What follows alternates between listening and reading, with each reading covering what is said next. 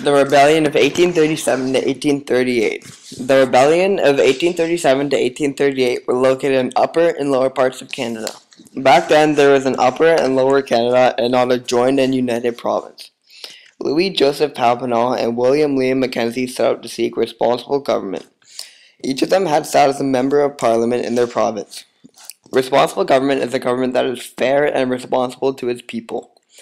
The two men wanted the voting to be more fair and for the people to be able to vote on the decision of who would run their province, a decision that greatly affects their life.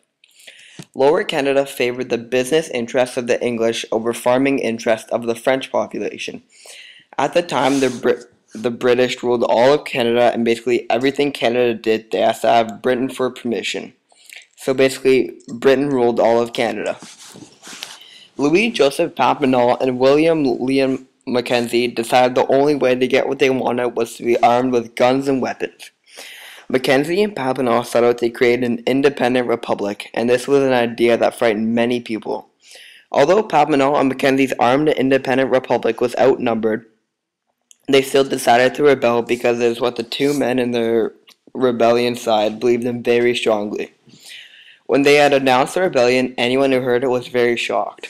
The British had been holding Canada's hand and helping them the whole way. Although it was very surprising, most people agreed and were angered at the government at the time. Most people wanted a responsible government, but did not agree that it is something they should rebel against. So after the rebellion was announced, it had taken about 5 days before they actually started fighting. William Lyon Mackenzie and Louis Joseph Papineau did not have a very good plan going into the rebellion because they declared the rebellion so early they did not have much time to plan. Fights broke out both in Upper and Lower Canada in November of 1837. In Upper Canada, William Lyon Mackenzie was fighting with his share of the rebellers, and Louis Joseph Papineau was fighting in Lower Canada with his share.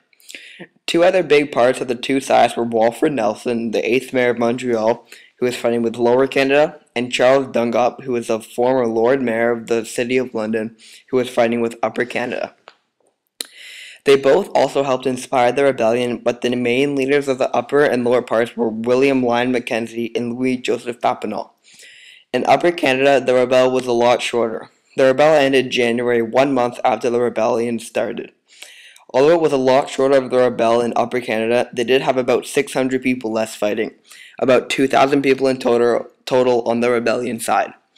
In Lower Canada, the armed rebellion was still going strong, trying to fight for the rights of responsible government. Lower Canada had a more complex and better plan, so it was going a lot better. Also, Canada's militants was fighting against Lower Canada, which was a lot smaller army than the Brits.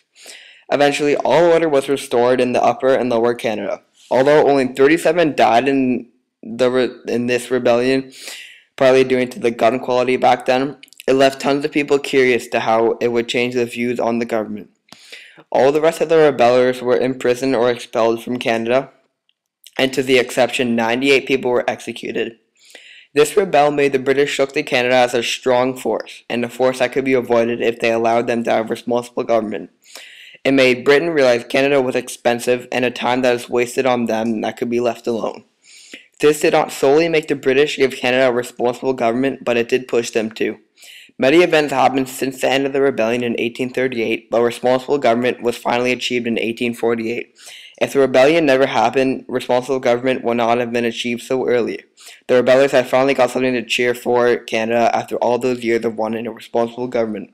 Thank you for listening to my speech.